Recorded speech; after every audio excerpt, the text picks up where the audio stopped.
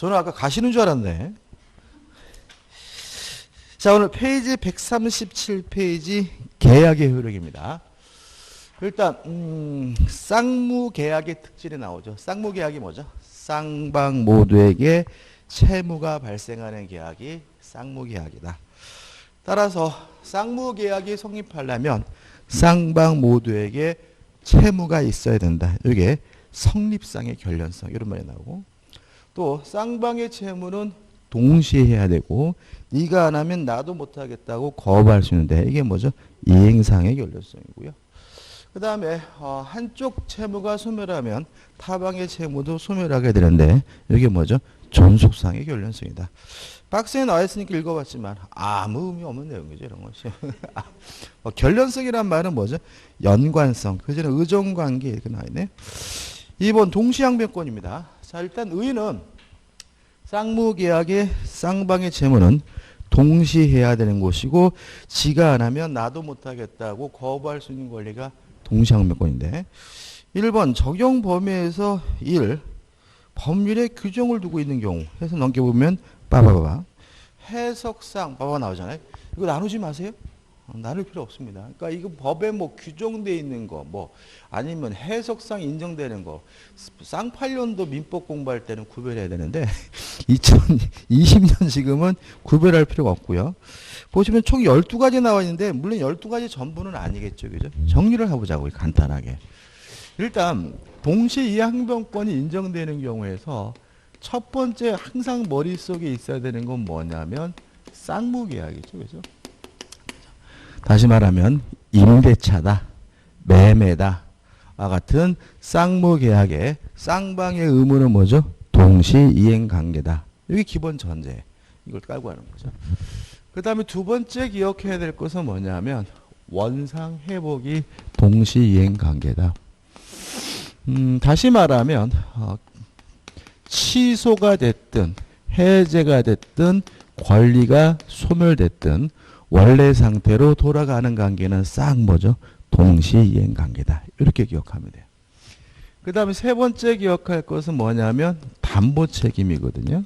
근데 이건 솔직히 적을 필요는 없는데 왜냐하면 매매 계약은 뭐죠? 쌍무 계약이니까 그 매매 계약의 내용인 담보 책임은 당연히 뭐죠? 동시이행 관계죠. 근데 이걸 따로 기억 안 하면 또 틀리는 분이 계셔서 3번 담보 책임 기억해 주시고, 그 다음에 네 번째는 이제 문제가 되는 것이 뭐냐면 변제입니다. 변제. 일단 변제, 돈을 갚는 것하고 영수증을 받는 거 동시이행 관계고, 변제하는 것과 담보 목적으로 교부된 어음을 반환받는 것은 동시이행 관계다.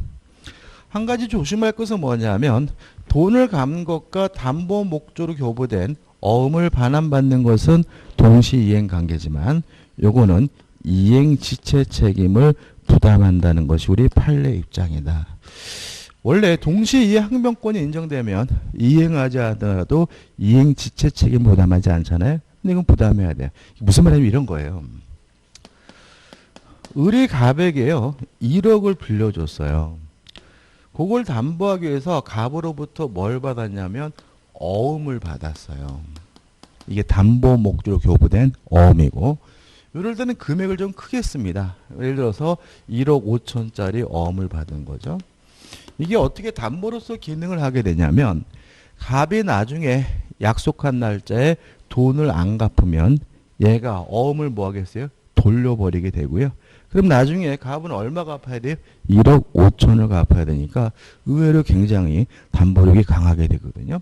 물론 갑이 을에게 돈을 갚을 때는 요 어음을 뭐 해야 돼요? 돌려받아야 되겠죠. 따라서 담보 목적으로 교부된 어음에 반하는 동시인 관계예요. 다만 우리 판례는 이 경우에는 뭐는 부담한다고요? 이행지체 책임은 부담한다는 거 꼭 기억해 두셔야 되겠죠. 그 다음에 동시이행 관계가 아닌 것들이 있어요. 아닌 거. 첫째, 담보를 말소하는 것은 동시이행 관계가 아니다. 먼저 갚고 나중에 말소하는 거고요. 두 번째, 채권증서 차용증을 반환받는 것도 동시이행관계가 아니다. 세 번째, 임차권 등기 명령제도에 따른 임차권 등기입니다. 임차권 등기 명령제도에 따른 임차권 등기의 말소는 동시이행 관계가 아니에요. 원래 우리가 이런 겁니다. 전세권이 소멸됐을 때 원상 회복해야 되잖아요. 따라서 전세금의 반환 및 목적물 반환 및 전세권 설정 등기를 말소할 수 있는 등기소를 교부하는 것이 뭐예요? 동시이행 관계예요.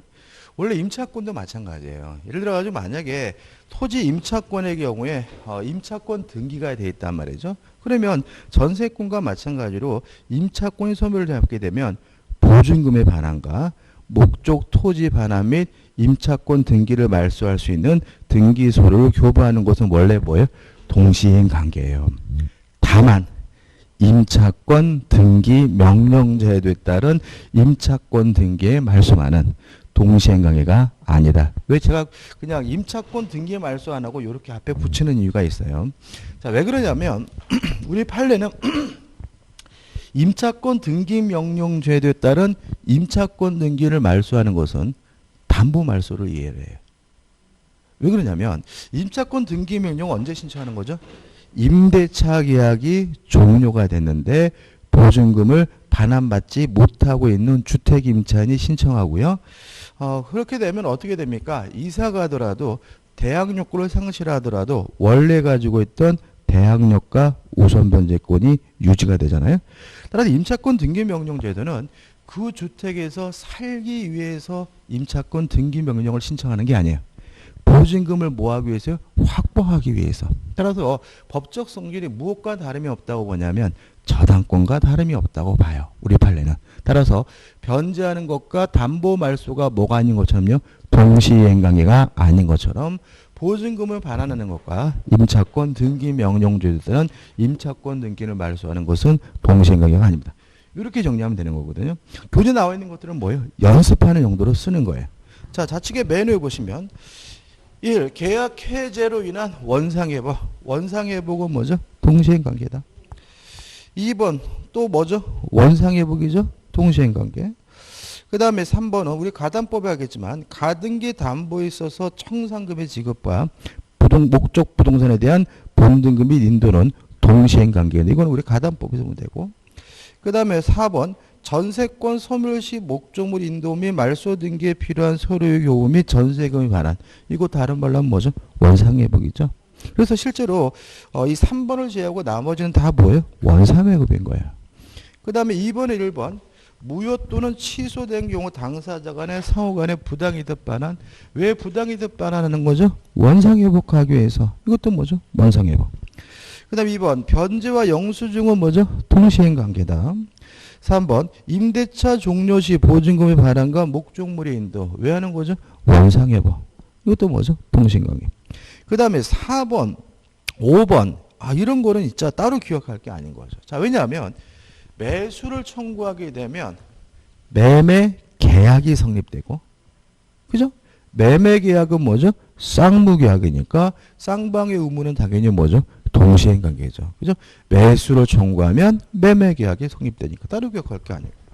그 다음에 10번 원인 채무 이행과 담보를 위해 교부된 어음의 반환. 요거죠? 담보 목적에 교부된 어음의 반환은 뭐죠? 동시이행 관계다. 주의하실 점은 이때는 변제를 거부할 수는 있지만 뭐는 해야 돼요? 이행 지체 책임을 부담하게 된다. 그 다음에 7번 이행 불능 시 채무자의 전보 배상과 상대방의 반대급부 이행인데 이거는 이렇게 기억하시면 되지 아니고요. 자, 이런 얘기입니다. 자, 우리가 유치권인지 아니면 동시이행 항변권인지는 다시 한번요.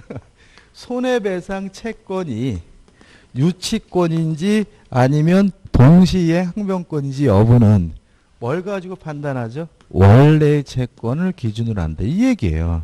그래서 원래 채권이 뭐예요? 동시이행 관계면 손해배상 채권도 뭐죠? 동시이행 관계.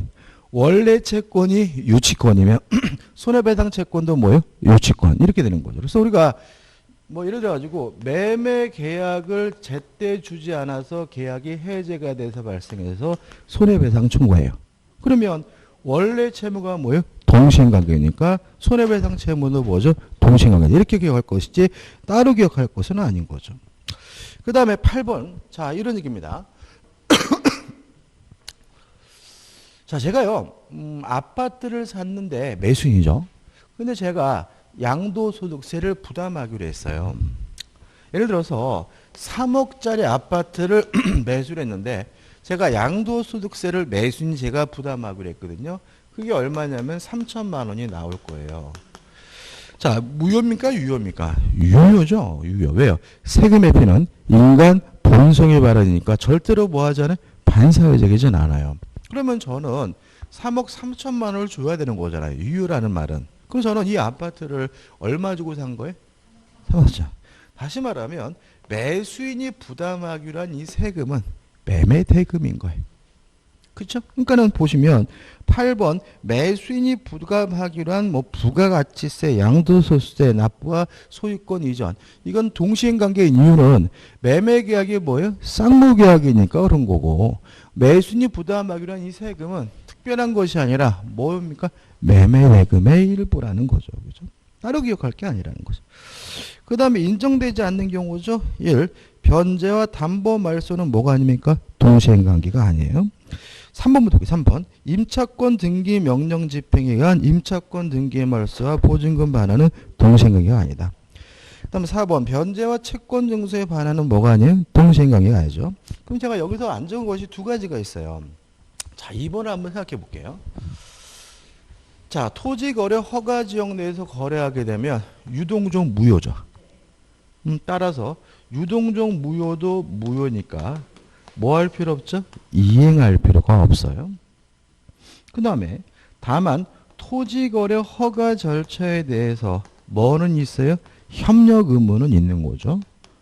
그러면 중도금은 줄 필요도 없고 협력은 해야 되는 것이니까 네가 중도금 안 주면 협력 못하겠다라고 뭐 할 수 없어요? 거부할 수 없는 거죠. 그렇지 않습니까? 다시 보시면 2번 토지거래 허가구역에서 허가신청 절차의 협력할 의무와 매매대금의 지급은 동시행관계가 아니다. 왜요? 어차피 매매대금은 지급할 필요가 없는 거고 협력은 뭐죠? 해야 되는 거니까요. 이해되시죠? 그죠? 그 다음에 5번입니다. 자, 동시항변권이라는 것은 뭐냐면 둘 간의 문제예요. 너가 안 하면 나도 못하겠다라는 게 동시항변권이잖아요. 제가 안 하면 나 안 할래. 이건 안 되죠. 그죠? 네가 안 하면 나 안 해. 이게 동시항변권이지. 우리 이쁜이도 안 하면 나도 안 할래. 이건 아니라는 거야. 다시 말하면 동시항변권은 뭐에 관한 문제예요? 쌍방 간의 문제가 되는 거예요. 그렇지 않습니까? 그죠? 한번 생각해 보세요. 자, 을이 갑에게요 1억을 빌려주고 갑소유 A 부동산에다가 저당권을 설정했어요. 근데 갑이 돈을 갚지 못하자 뭐가 이루어졌냐면 경매가 이루어서 병이 경락을 받았어요. 그러면 병이 지급한 매매 대금은 채권자가 가져가겠죠. 그렇죠? 그 다음에 이전 등기는 갑에서 병으로 이렇게 해주겠죠. 근데 이 경매가 무효란 사실이 밝혀졌어요. 그러면 돈을 돌려줘야 될 사람 누구예요? 을이고 등기를 가져가야 될 사람 누구예요? 갑인 거죠. 그러니까 이거는 둘 간의 문제가 아니에요. 갑이 안 하면 내가 못하겠다. 이건 안 되는 거죠. 그죠? 따라서 이것은 둘 간의 문제가 아니기 때문에 뭘 수 없는 거죠? 동시 이행관계일 수가 없는 거죠. 따라서 한번 보시면 5번 경매 무효 시 매수인의 소유권 이전 등기 의무. 이게 누구한테 해줍니까? 갑, 채무자한테 해줘야 되고 금저당권자의 배당금 반환 의무. 누가 돌려줘야 됩니까? 을, 채권자. 그죠? 둘 간의 문제가 아니라 셋이 문제니까 뭐일 수 없습니까? 동시이행 관계일 수는 없는 거죠. 그럼 결과적으로 큰 틀에서 요 정도 기억하시고 교재 나오는 거는 이해하는 겁니다. 아, 이래서 이게 동시행 관계구나. 왜 이게 동시행 관계가 아니구나. 이렇게 기억하면 되겠죠. 그 다음 우측에서 한번 동시이행 항변권의 성립 요건이죠. 첫째, 상대방의 채무가 변제기에 있을 것이죠. 여기서 이제 두 번째 정리할 게 나오는데 따라서 선이행 의무자 먼저 이행하기로 한 사람은 원칙적으로 동시이행 항변권을 행사할 수가 없는 거다. 그죠? 말 그대로 먼저 이행하기로 했으니까 상대방은 아직 이행할 때가 안 됐으니까 네가 안 하면 나도 못하겠다라고 뭐 할 수 없어요? 거부할 수 없는 거다. 항상 그러느냐? 아닙니다. 예외적으로 선이행 의무자도 동시이행 항변권을 행사할 수 있는 경우가 있어요. 첫째, 상대방에게 이행이 곤란한 현저한 사유죠. 현저한 사유가 존재하게 됐다면 선이행 의무자도 동시이행 항변권 행사할 수가 있고요. 두 번째, 선이행 의무자가 이행을 지체하던 중 상대방의 이행기가 도래한 경우에도 선이행 의무자는 동시이행 항변권 행사할 수가 있는 거죠. 자, 이걸 기억하시고 이제 교재 그림을 생각해 보는 겁니다. 자, 이런 얘기입니다. 자, 갑이 자신이 소유하고 있는 부동산에 대해서 을과 만나서 매매 계약을 했어요. 물론 매매 계약은 쌍무 계약이니까 쌍방의 의무는 동시이행 관계일 텐데 현찰박치기로 땅 사는 사람은 거의 없다. 보통 돈을 어떻게 해요? 나눠서 주죠. 일반적으로 먼저 중도금을 주기로 하고요. 나중에 잔금을 주게 돼요. 그래서 결과적으로 동시이행 관계인 것은 잔금과 이전 등기, 등기 서류를 교부하는 것이 뭐가 돼요? 동시이행 관계가 되는 거죠. 따라서 중도금은 등기 서류 받기 전에 먼저 주기로 한 의무이기 때문에 동시항변권 행사할 수가 없다. 다시 말하면 등기 서류 안 주면 중도금 못 주겠다라고 뭐 할 수는 없어요? 거부할 수는 없는 거다. 이해되시죠? 이게 원칙인 거죠. 자, 근데 예를 들어서 중도금을 주기로 한 날 갑자기 요 토지에 가압류가 설정이 돼 있어요. 그러면 바보가 아닌 다음에 중도금 못 주겠다라고 뭐 할 수 있어요? 거부할 수 있는 거다. 다시 말하면 중도금은 선이행 의무지만 상대방에게 이행이 곤란한 뭐가 있어요? 현저한 사유가 있다면 중도금 못 주겠다라고 뭐 할 수 있어요? 거부할 수 있는 거죠. 보통 시험에 나올 때는 이런 게 나와요. 타인 소유라는 것이 밝혀진 경우죠. 나중에 중도금을 주기로 한 날 보니까 이 땅이 갑의 소유가 아니라 병의 소유라는 사실을 밝혀졌다면 상대방에게 이행이 곤란한 현저한 사유가 있으니까 중도금 못 주겠다라고 뭐 할 수 있어요? 거부할 수 있다. 이렇게 되는 거예요. 채권 판례고요. 자, 근데 그 문제가 아니라 이런 것도 없는데 무작정 안 줬어요. 이행을 지체한 거죠. 안 주고 은근과 끈기로 버티다 보니까 드디어 잔금을 지급하기로 한 날이 됐어요. 그러면 원래부터 동시행 관계였던 잔금뿐만 아니라 선이행 의무인 무엇도요? 중도금도 동시이행 관계가 된다는 거죠. 다시 말하면 이행지체 중 잔금을 지급하기로 한 날 상대방이 등기 서류를 교부하기로 한 날 상대방의 이행기가 도래했다면 원래부터 동시이행 관계였던 잔금뿐만 아니라 선이행 의무인 뭐까지요? 중도금까지 동시이행 관계가 됩니다. 따라서 요 사이에 지연배상금이죠. 그죠? 이자. 지연배상금은 줘야 되겠죠. 그래서 세 가지가 잔금과 중도금과 요 사이에 지연배상까지 합쳐서 뭐가 돼요? 동시이행 관계가 된다는 것이 우리 판례 입장입니다. 자, 그렇죠? 자, 그럼 이제부터는 을은 갑에게 매매 대금을 안 줘도 돼요. 따라서 이제는 이행하지 않더라도 더 이상 뭐가 아닙니까? 채무 불이행, 이행지체가 아닌 거죠. 따라서 갑의 입장에서는 을에게 채무 불이행 책임을 물으려면 뭘 해야 돼요? 이행을 해야 되는 거죠. 지금 을은 네가 안 하면 나도 못하겠다라고 뭐 하고 있어요? 거부하고 있으니까 갑은 어떻게 해요? 해야 돼요. 이게 항상 이게 상식이지 안 맞아요. 그러니까 실제로 우리가 전세금도 그렇잖아요. 전세금의 반환과 목적물의 반환이 동시이행 관계니까 전세권자가 전세금을 받지 못했다는 이유로 경매를 신청하려면 먼저 집을 어떻게 해요? 비워줘야 한다. 왜요? 상대방이 행사하고 있는 무엇을 소멸시키기 위해서요? 동시이행항변권을 소멸시키기 위해서요. 따라서 등기소를 줘야 돼요. 근데 갑이 주기가 굉장히 무섭습니다. 왜냐하면 이 미친놈은 중도금부터 안 주고 있는 놈이잖아요. 그래서 우리 판례는 이행 또는 이행을 제공이죠. 이행을 제공하는 가장 대표적인 방법이 뭐냐면 법무사 사무실에다가 등기소를 맡겨놓는 겁니다. 법무사 사무실 등기소를 맡겨놓으면서 잔금 치르고 등기소를 찾아가라. 이렇게 얘기하는 것이 이행 또는 이행 제공인 거예요. 이렇게 해야 을이 행사하고 있는 동시이행 항변권이 소멸이 되고요. 이렇게 동시이행 항변권이 소멸이 돼야 갑은 을과의 매매 계약을 채무불이행을 이유로 해제할 수가 있고요. 원상회복 및 손해배상을 청구하게 되는데 여기서 한 가지 조심할 것은 뭐냐면 동시이행 항변권을 소멸시키기 위한 이행 또는 이행의 제공은 계속되어야 한다는 거 꼭 기억해 두시기 바랍니다. 따라서 한 번 한 것만으로는 부족하다는 거죠.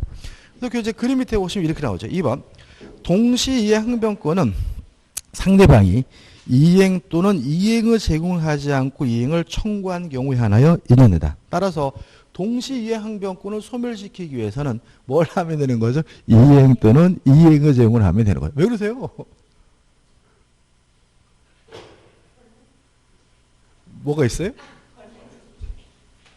아, 있구나. 벌은 아닌 것 같은데. 네. 자, 전에 한번 그 수업을 하는데 이렇게 딱 이렇게 만졌더니 뭐가 이렇게 잡혀요. 잡혀서 이렇게 그래서 딱 들고 딱 들었는데 어우 이따만한 장수말벌 있죠. 딱 해서 딱 들었더니 장수말벌이 윙 날아오르더라고요. 그러니까 요 앞이 모색이죠. 촥! 우리 수험생분들이 그래서 뭐지 하고 해서 딱 들은데 윙 하고 날아오르니까 그냥 쫙 갈라지더라고요. 소리 한번 쏘였었어요. 근데 저는 그 뭐죠 이렇게 약간 뭐랄까 괜찮던데 저는. 그러니까 이게 뭐랄까 좀 과잉 반응 보이시는 분이 있다면 알러지 반응이 있는 분들이 위험한데 저는 뭐 쏘이는데 괜찮더라고요. 아무튼 이행 또는 이행의 제공을 하면 상대방이 동시항변권을 행사할 수가 없고요. 넘겨보시면 2번 그런 내용이 나와 있죠. 근데 박스로 복잡하게 나와 있는데 결론이 뭐예요? 이행의 제공이 어떻게 해요? 계속되어야 된다. 그죠? 계속 이게 결론인데 이렇게 복잡하게 할 필요는 없을 것 같은데요. 그 다음에 박스 밑에 나온 내용도 한번 보시면 될 것 같아요. 그 다음에 효력도 끝난 거죠. 자, 동시이행 항변권이 인정된다면 이행을 거절할 수 있으니까 이행하지 않더라도 뭐가 아닙니까? 이행지체 채무불이행이 아니고요. 3번 보시면 될 것 같고 4번 동시항변권은 존재하는 것만으로도 이행지체가 아니에요. 근데 조심할 것은 법원에서 소송이 제기되면 그때는 주장이 필요하고요. 주장을 하게 되면 마지막 이런 말이 나오죠. 상한 급부 판결을 하게 된다. 실제로 우리가 유치권도 마찬가지고요. 동시이행 항변권도 마찬가지예요. 이행 항변권도 마찬가지고 요거 유치권이나 동시항변권이 인정이 되면은 상환 급부 판결을 내리게 돼요. 다른 말로는 이게 뭐냐면 일부 승소 판결입니다. 같은 말입니다. 이게 무슨 말인지 한번 보세요. 자, 갑이 열받아 가지고 소송을 제기했어요. 이 미친놈은 중도금부터 안 주고 있잖아요. 그죠?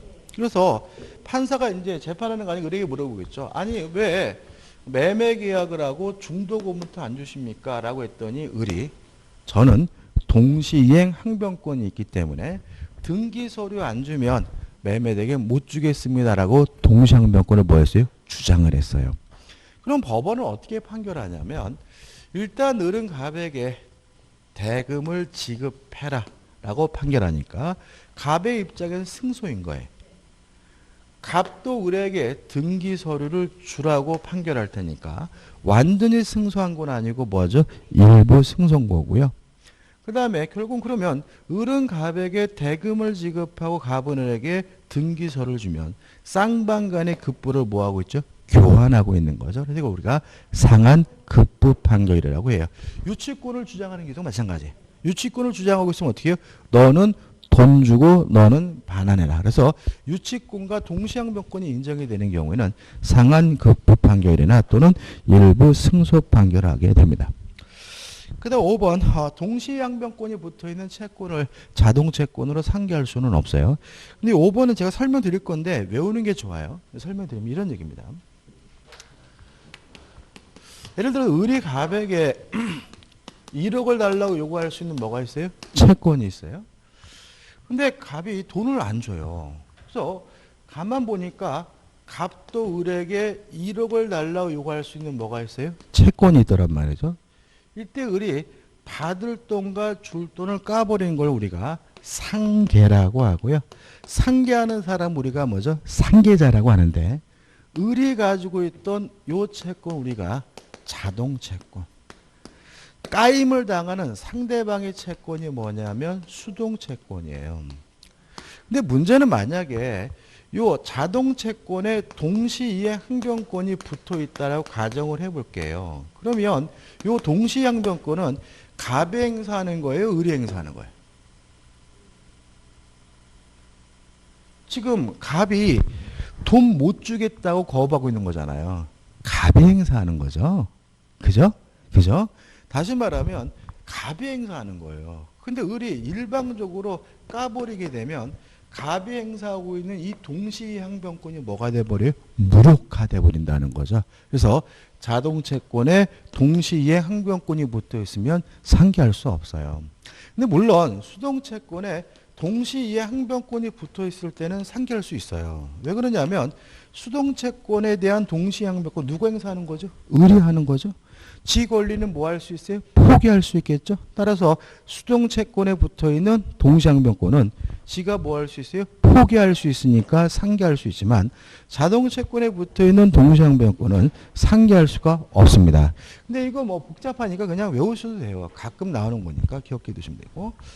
그 다음에 5번 동시항변권의 소멸입니다. 자, 이행 또는 이행을 제공을 하면 동시항변권이 소멸되는 거잖아요. 이거 간단한 거죠. 그죠? 그러면 경계가 이행입니까? 아닙니까? 경계. 아이 참 이행이잖아. 이거는 우리가 경계가 뭐라고요?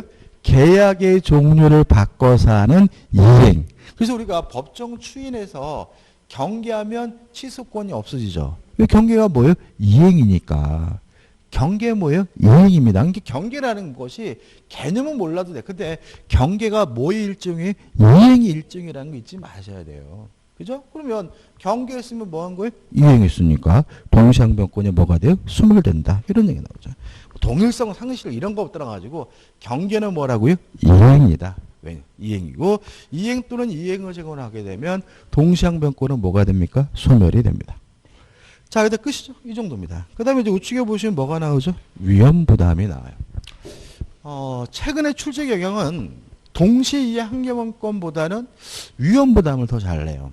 그러니까 우리가 계약법 총론에서는 자, 계약의 성립, 그 다음에 동시항변권, 위험부담, 제3자를 위한 계약, 해제. 이 5군데가 나올 만하거든요. 근데 5문제는 너무 많잖아요. 그죠? 5문제. 그래서 보통 여기서 뭐죠? 2-3문제가 나오게 돼요. 그래서 반드시 나오는 것은 뭐냐면 해제, 제3자를 위한 계약. 이 2개는 반드시 나오고요. 그 다음에 나머지 부분에서 이제 한 문제 정도 나오는데 최근에는 동시이해 항변권은 좀 잘 안 내는 편인 것 같아요. 좀 어려워하셔서 그런 것 같아요. 그래서 보통 위험부담이나 계약의 성립해가지고 3문제 정도 출제가 됩니다. 자, 위험부담에 대해서는 잘 정리해야 돼요. 이거 정리가 잘 안 되면 문제 풀 때마다 뭘 물어보는 건지 가지고 틀려요. 자, 후발적 불능입니다. 자, 후발적 불능에 대해서 만약에 기억나실 거예요, 이제는. 채무자에게 고의나 과실이 있다면 채무 불이행 중에서 이행 불능 문제로 가는 거죠. 근데 만약에 채무자에게 아무런 고의도 없고 과실도 없다면 이게 뭐가 되죠?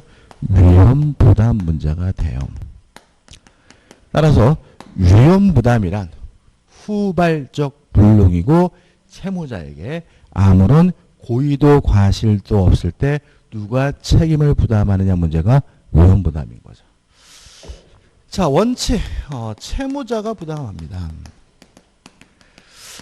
원칙 채무자가 부담한다 하는데 채무자 부담하고 결론부터 말씀드리면 다만 예외적으로 위험을 채권자가 부담하는 경우도 있습니다. 두 가지 경우인데 첫째, 후발적 불능에 대해서 채권자에게 고의나 과실이 있을 때. 두 번째, 채권자가 수령 지체 중에 후발적 불능이 된 경우에는 위험을 누가 부담하냐면 채권자가 부담해요. 여기서 이제 우리가 뭐가 제일 1차적으로 선행이 돼야 되냐면 누가 채무자고 누가 채권자지가 결정이 돼야 돼요. 왜 그러냐면 쌍무계약은 쌍방 모두에게 채무가 있는 계약이니까 쌍방 모두가 채무자이기도 하고 쌍방 모두가 뭐이기도 한 거예요? 채권자이기도 한 거잖아요. 그래서 먼저 누가 채무자인지 채권자인지가 정해져야 이게 문제를 풀 수 있는 거거든요. 한번 생각해 보죠. 갑이 소유하고 있는 A 건물에 대해서 을과 만나서 매매 계약을 해. 그럼 갑을 우리가 매도인, 을을 우리가 매수인이라고 하잖아요. 근데 매매 계약할 땐 건물이 멀쩡히 있었는데 나중에 지진이 나가지고 건물이 무너져서 없어졌어요. 그러면 후발적 불능이고 누구에게도 고의 과실이 없으니까 위험 부담은 되겠죠. 자, 누가 채무자입니까? 예, 매도인이 채무자라는 거죠.